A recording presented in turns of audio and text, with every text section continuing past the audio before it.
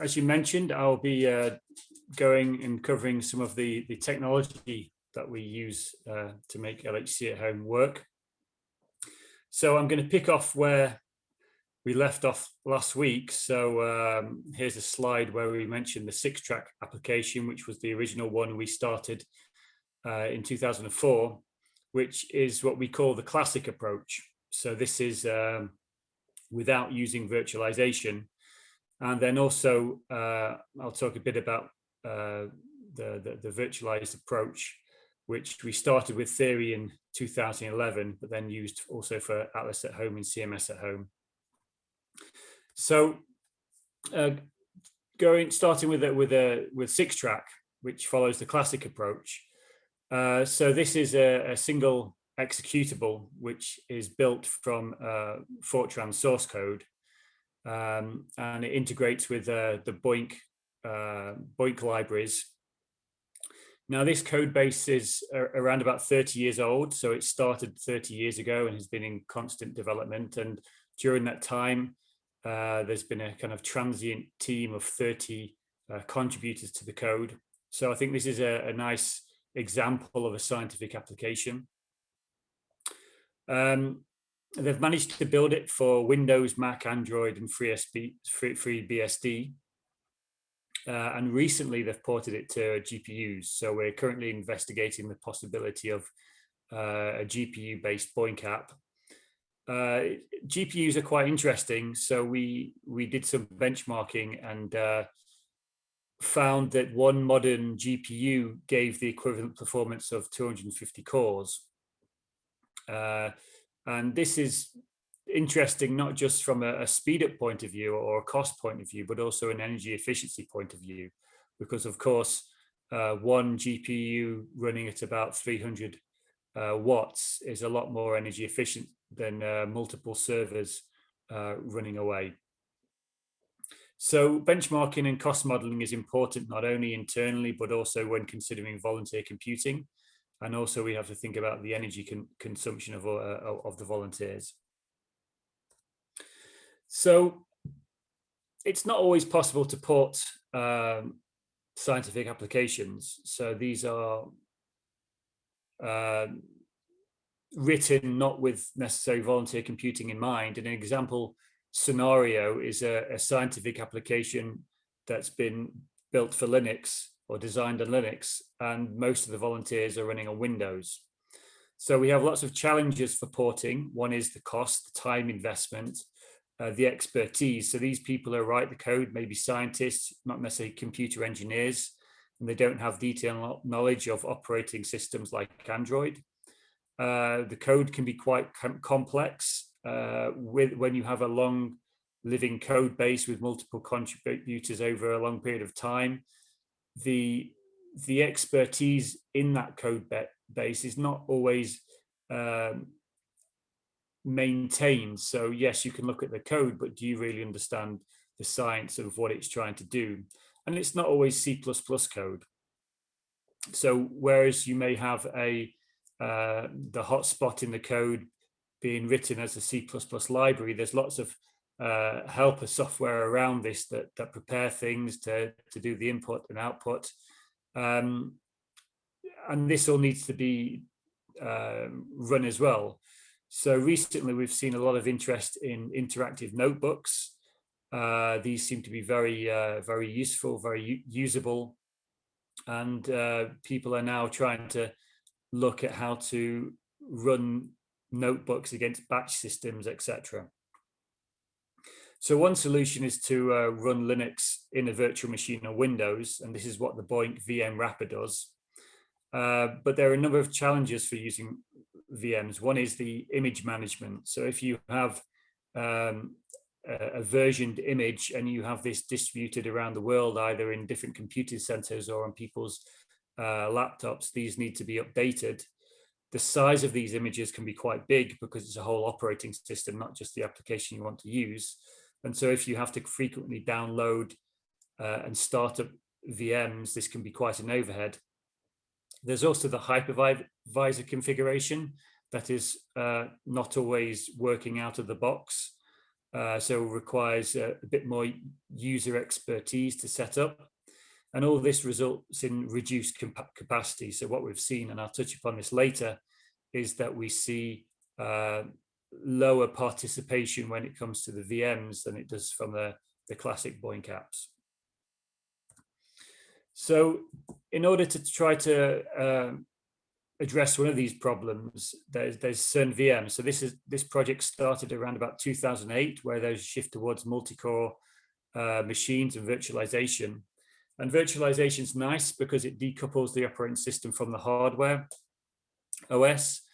And it's good in the scientific domain because you can run legacy software on modern hardware. And this is important for scientific reproducibility. So you may want to run old versions of operating systems with old code against new data or whatnot to make sure you can reproduce the science. It's also a simple way to use multi-core machines. So if you have a 64-core machine, you can throw on a lot of VMs just to make it useful, or to fill it up with lots of smaller applications that may not be able to use all those cores. So CVM is a small 20 megabyte VM image that allows access to large volumes of software on the order of terabytes, and it has a 20 gigabyte file cache by default. And it's built on the CVM file system. So if you want to know more, there's the URL at the bottom. So CVMFS is a HTTP-based file system built upon Fuse. And what it does is that it uses a late binding approach, so that if the file isn't cached in the local cache, it will go across the network via HTTP to pick up that file from a repository. So this enables you to provide a very small VM image, but enable that image to grow as and when the operating system requests to open a file. So in order to stop this happening every time a VM is instantiated, what we do is bake the images. So we run a job one time in the image, so it sucks in all the files, and then we release that as the application to reduce the bandwidth on each VM instantiation. So again, if you're interested, there's the URL at the bottom. So to make this more efficient, you can use proxies, so Squid proxies. So this caches the files closer to where the machines are, so not all the traffic goes directly to the source. So CVMFS has a tiered structure. So stratum 0 is the source, stratum 1 are the replica servers, and then you have the machine where the file system's running itself. And so within our environment, our distributed computing environment, we have stratum 1s, the replica servers at the various different computing sites, so that the clusters that are accessing the software don't always go to the source and overload it. You can also use content delivery networks for this use case. And there's a thing called openhtc.io, which is implemented using the free tier of Cloudflare, which enables these caching proxies to be closer to the volunteers. So this is what we do now with CMS at Home, and in fact, all the applications which are using CVMFS. So we don't just use CVMFS for volunteer computing, but it's also essentially the backbone of how we are distributing the software in our environment. Again, there's a paper on this if you'd like to know more details. I just want to briefly mention our use of HDCondor. So this is an open source batch system, and it has a long history in high energy physics, and we use it internally at CERN for our batch system. But we also use it to pull jobs into the VM for CMS at Home. So I mentioned already that one of the issues is that whenever you instantiate a VM, There's the overhead of starting the virtual machine and also populating the file system with the files. So we want to really make these VMs run for a long period of time, and so if you push the jobs through BOINC and the jobs are quite short, then this may result in quite some inefficiencies. So what we use Condor to kind of overlay a batch system on the volunteer resources, so we can pull the jobs directly into the VMs when they're running. But this really just adds an additional level of complexity for solving a different problem, and introduces more problems. For example, when the VMs suspend and resume, which is a useful feature, you then have time synchronization issues when the clocks freeze, and various things can time out due to this. And also you have to deal with reliable file transfers within the VM, which is another problem to solve. We also try to use it to submit jobs to BOINC. So this would be a way to offer the scientists a kind of seamless way to steer jobs between the local batch system or BOINC. But again, this just seemed to add additional complexity and had scaling issues. So we haven't progressed with this any further. But again, if you'd like to know some more details about our use, there's a paper, a link to a paper at the bottom. So another thing we try, or we have, is a data bridge, and this basically provides a data bridge between the untrusted world of volunteer computing and our trusted data stores. So it's built as a small overlay on top of S3 storage, using a component called the DynaFed, which is which provides a URL redirector.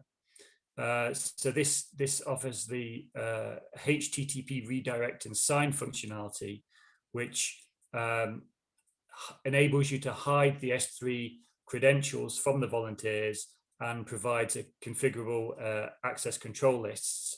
So we use it so that the volunteers can upload results from CMS at home to the S3 storage, but what they can only do is upload a new file. They can't delete files with that credential.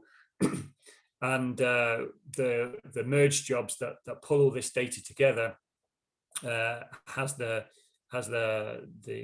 authorization to delete the files once it's completed successfully, these merge jobs. You can take this a bit further and provide a data federation.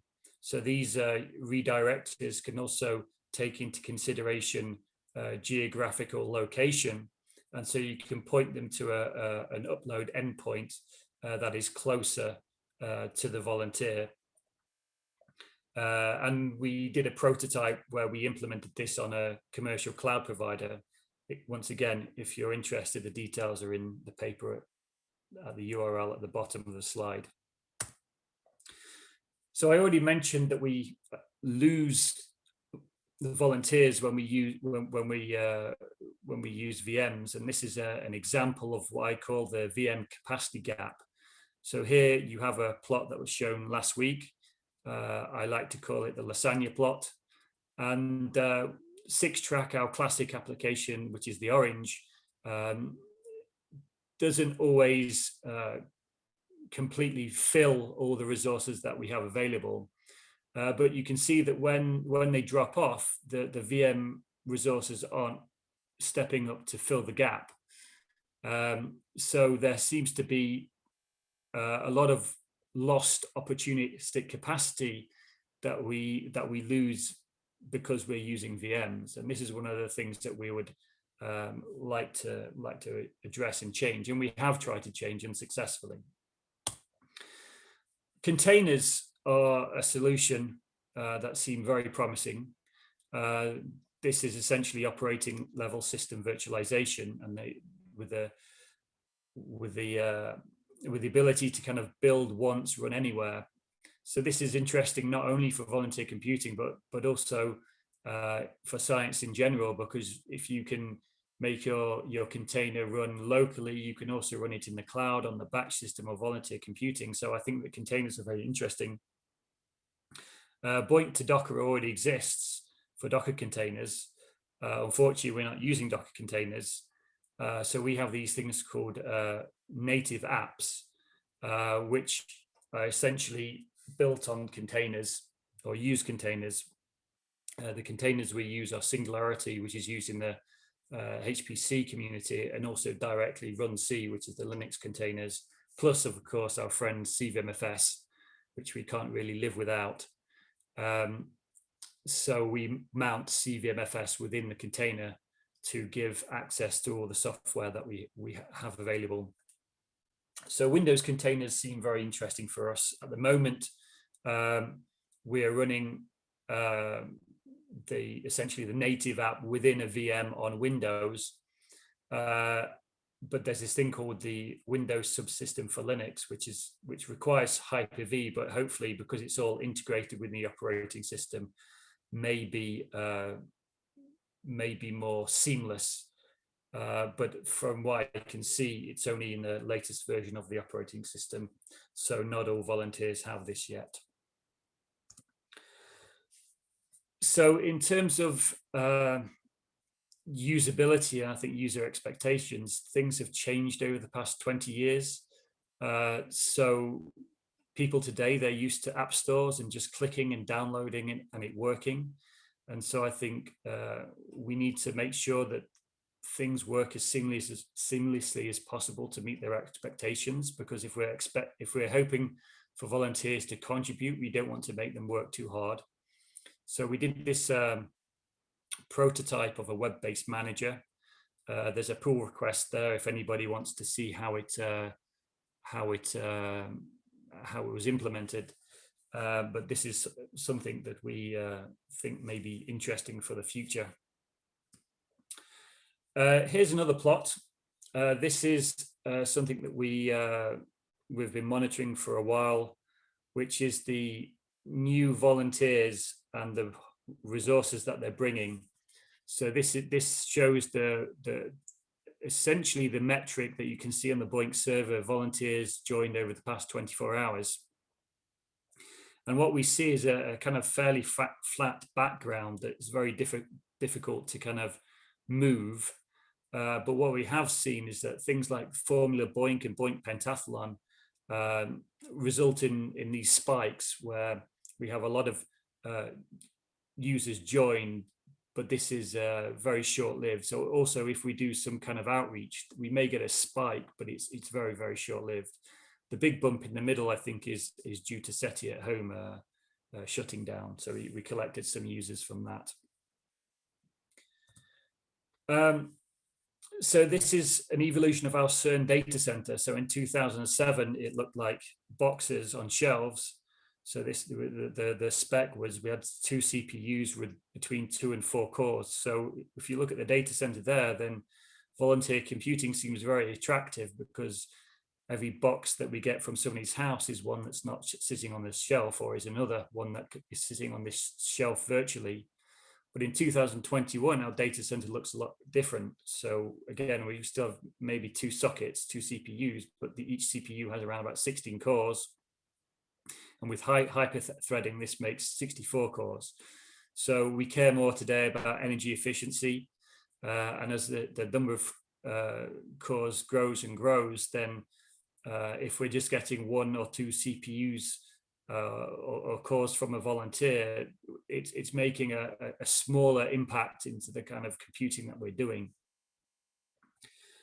This is a picture from our auditorium at CERN. And what I hope you can see here is all the people sitting there with laptops. And you may notice all the white lights in the middle of those laptops, and you can probably tell which laptops they are. But then if you look at this plot, the blue line is Darwin hosts.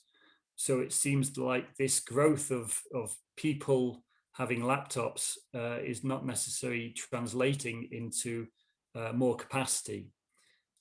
So whereas before people would have desktops sitting there and maybe using them for maximum 6 hours a day and then leaving them on for the rest of the time. I think today people are suspending their laptops, putting them in their bags, and so these machines aren't accessible for us. So I think that the evolution of this is going to be interesting, and we see basically at the moment Windows and Linux being the main places where we're getting the capacity.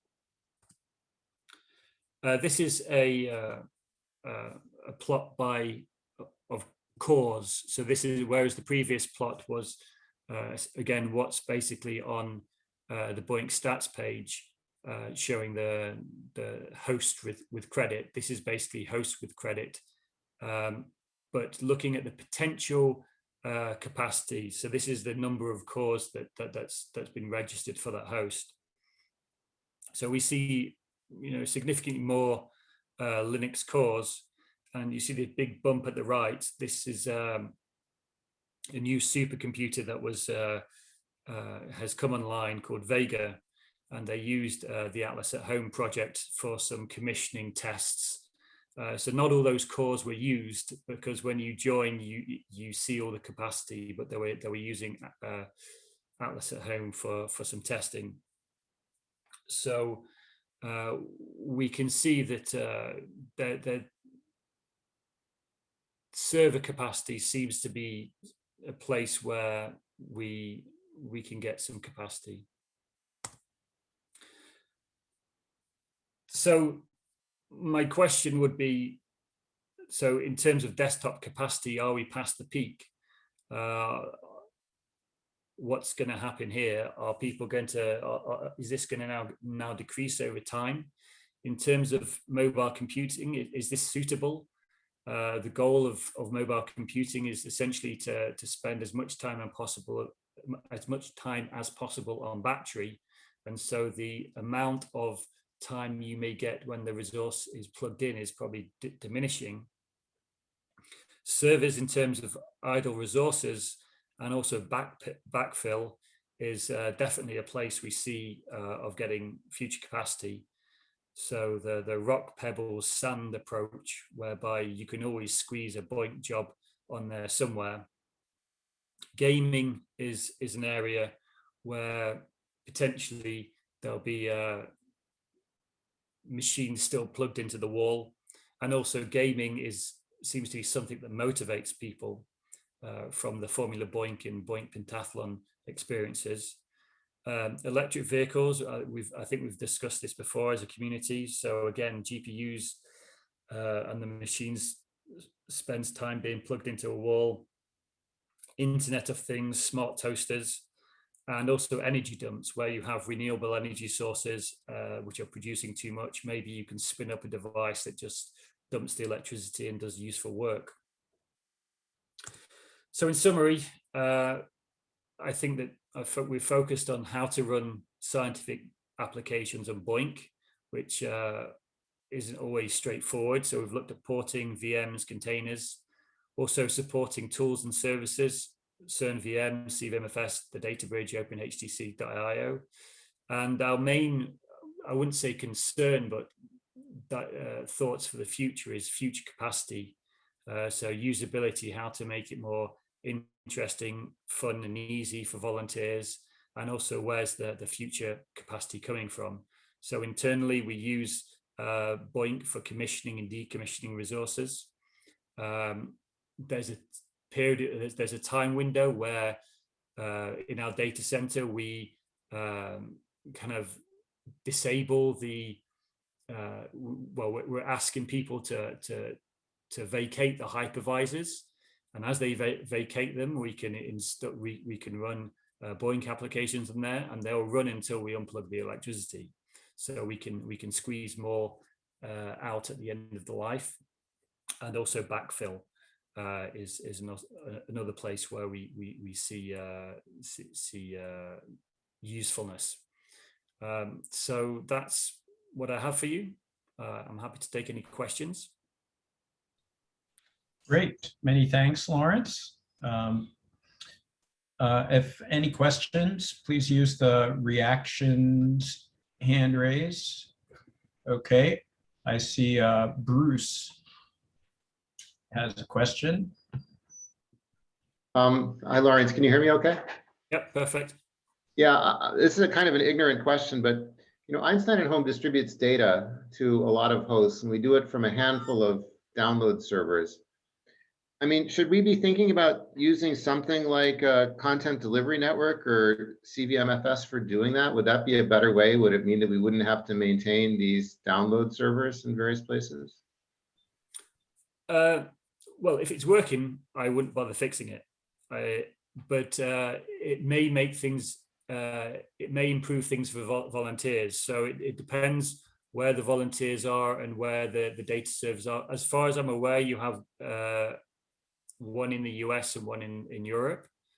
So that might help.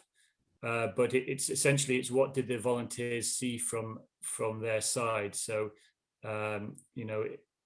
if we, for example, have all our data at CERN in Europe and we have volunteers in the US, and every time they interact with us, they have to go across the Atlantic, then this is going to add to their latency and lower their bandwidth. So it may not be broken, but there's always places to optimize. So can I ask a bit of a follow-up? Can you just tell me something about CDNs, because I don't actually know much about them. Just what are they and how do they work for you?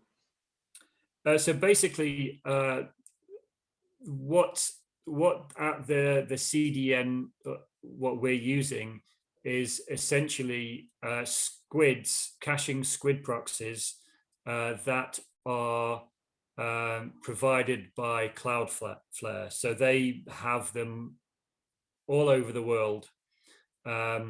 And so just like any squid proxy, if you try to get a file, if you download a web page, for example, and there's a picture in there, then maybe that's cached in your browser. If not, it may be cached in a squid proxy somewhere in between you and the actual server. So the transfer doesn't. It also means that if many people are looking at the same page, they don't necessarily do a denial of service attack on that source. So Cloudflare provides squids all over the world, and using the free tier, we can make use of that to cache files. And if you're interested to find out more, I would suggest to look at the paper.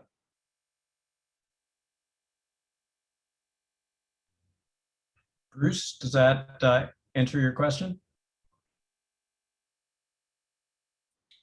Bruce is muted. And of course, you're welcome to contact me directly.